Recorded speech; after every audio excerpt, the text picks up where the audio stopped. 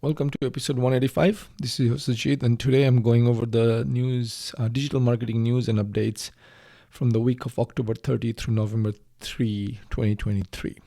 First up, we have an announcement. Well, we always do, right?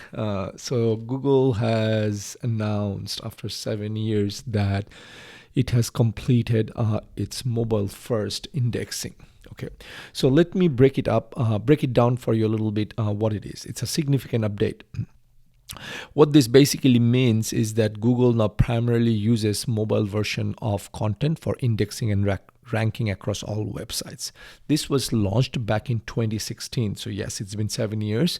Back then, Google recognized that half of the world uses mobile. And by 2018, Google said, you know what, we need to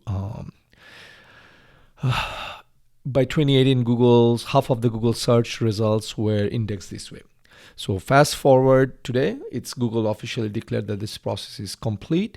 What does this mean for you? It means simple. If your website isn't optimized for mobile, it means you are not speaking the same language as Google search engine and potentially missing out on valuable traffic. For the few sites that still don't work on mobile devices, Google will continue to use its legacy desktop crawler, but this is a temporary measure.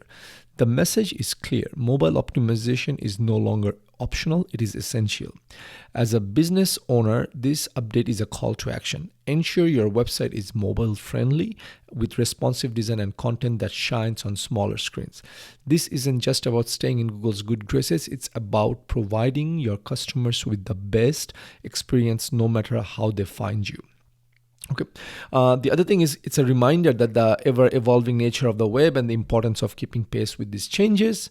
Other than that, I would say don't let your website get left behind in the desktop era. Embrace mobile optimization and open the door to a world of opportunities.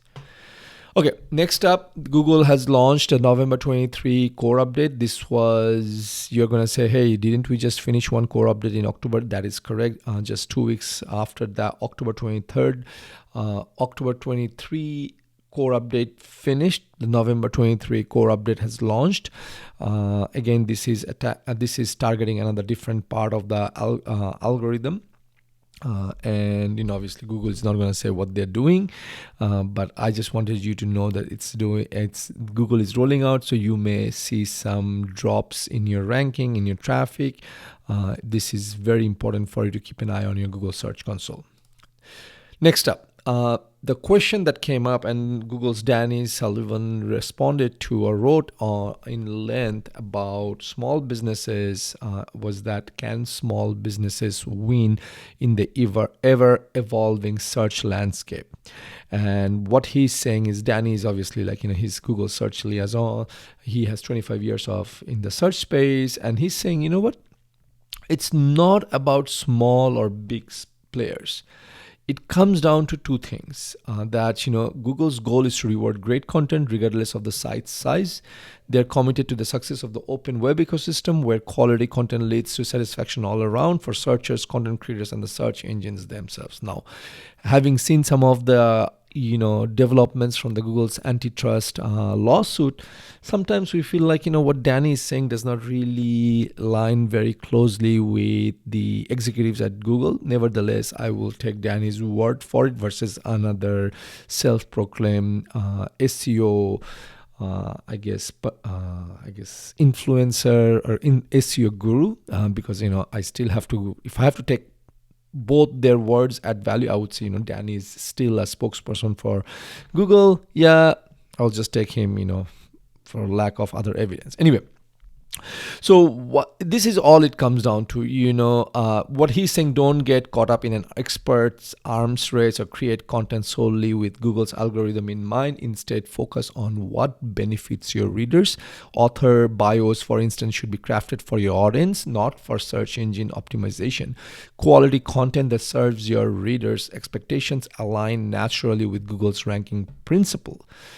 He emphasizes that there is no checklist for success. Instead, he points to the guidelines that help assess if content is genuinely people first, such as providing original information and analysis. If your content consistently delivers value and leaves visitors thinking, wow, that was great, I learned something, that was helpful, you are on the right track. Okay, remember, it's not about being labeled as an expert or having the perfect about page. It's about creating content that resonates and serves your audience. As a business owner, focusing on delivering great content is your key to thriving in the search landscape. Okay, and if you want more insights on creating helpful content, no, I'm not linking to our website. I'm linking to Google's creating helpful content documentation. It's so you can find that link in our show notes page, or you could actually go and just Google it and you will find it. Either or, there's nothing we can provide. We can provide some guidance, which is exactly what we're sharing here. Other than that, there's nothing outside of it. Okay. Now, talking about helpful content, let's talk about something else called keyword stuffing, because this is a big topic in the SEO world. Again, Danny Sullivan, shared his thoughts on this. And by the way, these were all threads on Twitter or X. X is the platform name now, but previously it used to be called Twitter. So if you really want to see what he wrote verbatim, then you go ahead and check out the show notes and you will find the link and you can click on it and go to jump into what he said. But anyway, coming back to keyword stuffing, keyword stuffing is not all about stuffing a word multiple times and then it's kind of penalized. Instead, what Danny is saying, look, keyword stuffing happens in many different shapes and forms, but it's about the context and the quality of your writing, right? So you could, what Danny is saying is that they're going to take a look at the content and they're going to say, does this really matter? Does this really make sense? Does this repeating, like again, one example, he says unlimited app store credits. If you keep on repeating unlimited app store credits and that sounds unnatural, then obviously Google is going to think you are trying to stuff keywords. Like one is the old ways is like, put unlimited app store credits like, 5,000 times right after each other. That's one, which is obviously a big no-no. The other one is like, writing unlimited app store credits in every other sentence or every sentence, and that's also unnatural. But at the same time, Danny cautions like, look, there could be a good case where you could say, you know what, you need to have unlimited app store credit multiple times, and that is fair game. So now if you're confused, hey, you say you don't do it, but you can do it, what is the rule of thumb? I would say where this is all leading into is like, you could run it through something like Grammarly. This is my personal opinion. This is not what Danny is saying. But just say, how many times does this word app store credit comes up, and see if the system can understand it or not. I mean, Google gets it. Like if you tell me, hey, there we have this thing called ChatGPT, and ChatGPT is smart enough that way it can rewrite articles. So I'm sure Google has things that are, if not 100% as smart as intelligent as ChatGPT, it's probably 60% smart, and so it can figure it out, right? So again, stuffing keyword, be very cautious and just do not try to stuff it. Just let it be, create quality content. Okay, last update second to last update from Danny Sullivan. It seems like Danny was on a roll. And by the way, today's update is all around Google. So anyway, what Danny is saying is about write for your readers, not for your Google, right?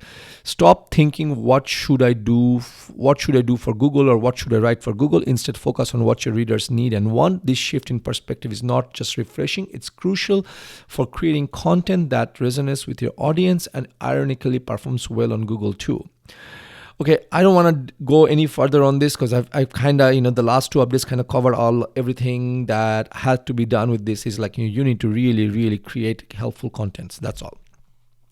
The next update is, do you keep old content or do you kill them? Right? What do you do with old content? And what Danny is saying here is that, look, just because a content is old does not mean it needs to be refreshed, it needs to be deleted, or it needs to be updated. Sometimes there are evergreen content that is equally relevant today as it was like 6, 12, or 18 months ago, or maybe 5 years ago, and that's totally game. However, if it's content that's outdated, then obviously you need to update it, but before you start jumping into and attacking content saying, oh, this is old content, doesn't rank anymore. And I think this is his response to, I believe, CNET, who were deleting, I think last month only, who deleted like a bunch of, like, I think thousands of old documents saying, oh, this doesn't rank anymore, we are going to delete it, it doesn't help us anymore, we just, we are getting penalized because of all this old content, things like that. There was a big hula, and I'm pretty sure I covered this in our show, but if not, I apologize, because I should have, but I'm quite sure I have. Anyway, where I'm going with this is so Danny is saying, look, just take a look at it, do an inventory, make sure that does this content, if it's an evergreen content, you're fine. You don't, just because it's old does not necessarily mean that it's lost its value.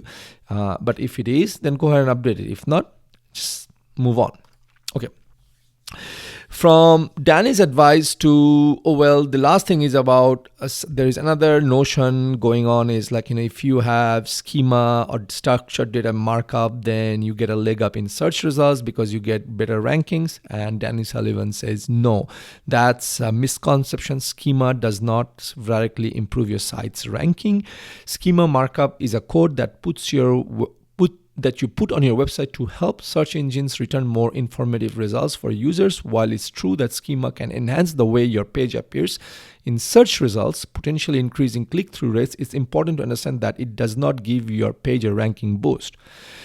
Sullivan emphasizes, using schema doesn't give you a ranking boost. It can help you be eligible for certain displays or enhancement, but it does not somehow boost you to the top of the results. That is true. However, I will say, and the next update actually fits very well with what is happening with video structured data.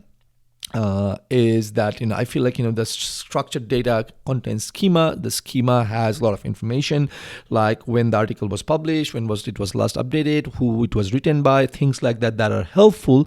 So having a schema itself will not give you rank higher, but it gives your page a lot of meaning to the search engine. Then the search engine can decide, is it really worthy of indexing and ranking, right? So it's not a sure direct way. My understanding and my 2 cents over here is that it's going to help you get those things, because otherwise you're just basically putting it into bite size for the search engine to say, here's what it is, my page is all about this information, here's the information I have, things like that, especially for recipes. Okay. So coming back to the update is Google has updated the video structured data guidelines, and all they're saying is from now on the publish date and the expired date should also have time. Previously it used to just have the date. Now Google is saying, you should also send up exact time the video was published, and also you should provide a time zone. If not, Google is gonna arbitrarily choose the Google bots time zone, which defaults to California. Again, that will probably give you some, it's not the end of the world, but it's just something you want to be precise if you're playing with structured data. Now, having said that, this is one great example where structured data will say, when was your video published and when it expires, where you could say your video is no longer useful after this date, right? Which I doubt anyone would do that, but people would sometimes may do that.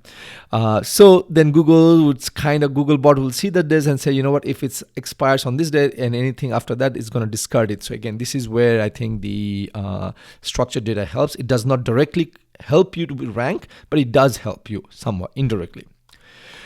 Okay, next up is Google's September 2018's top money-making search queries revealed. And if you want to really see the list of 20 top ranking, then definitely check out the show notes page. But what comes out of this is this came out of the antitrust lawsuit, and the Justice Department showed to the court the top money-making searches for Google for the week of September 2018, right after iPhone released. And obviously the top keywords were iPhone, auto insurance, cheap flights. Now, you could say, Sajid, why the hell are you sharing this on this show? Well, for one particular reason, which is, it just shows how much money Google is making from all these broad terms. Usually we searchers like to say, you want to go after keywords that have commercial intent, like the word iPhone or auto insurance or cheap flights. It could mean anything. Again, depending on who it is, and again, if Apple or AT&T or T-Mobile is competing, they have billions of dollars, they can go, afford to spend money and waste money on the word iPhone. But, again, they mess up the system for the rest of us. Again, I do not know what it is, but all I want to share, and the reason I'm sharing is how broad keyword or vague keywords can make a lot of money for Google, and where you could say it's just a $30 click, it's a lot of money for Google on the other end. That's all.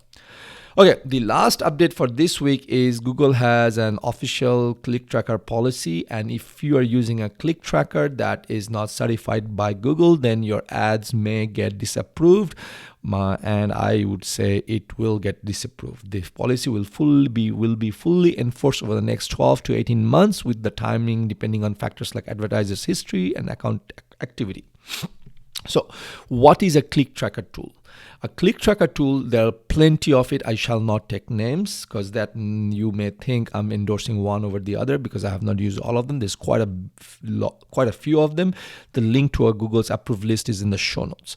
A click tracker basically tracks your click in Google Ads system. So what happens is, instead of saying, when you run an ad, you say, instead of having that ad, when people see the ad and clicking directly on your link, a click tracker gives you a how do I say, transition link, like a bridge link, where you click on it, they track that link, and then they reroute it to the landing page of your website.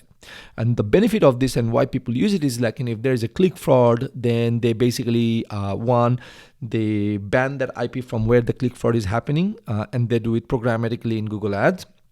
And the other thing is, they give you data that you can submit to Google, that Google will then give you credit for. Again, that's just a long-winded way of asking for refunds from Google, but you could actually then establish patterns saying, hey Google, we got 20 clicks from the same IP on the same day, we got charged for it, now help us, give us our money back.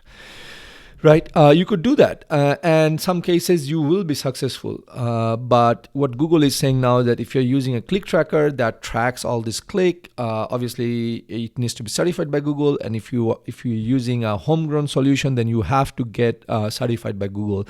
Again, the link to get a certification is in the show notes page, so go ahead and check that out if you're interested in it.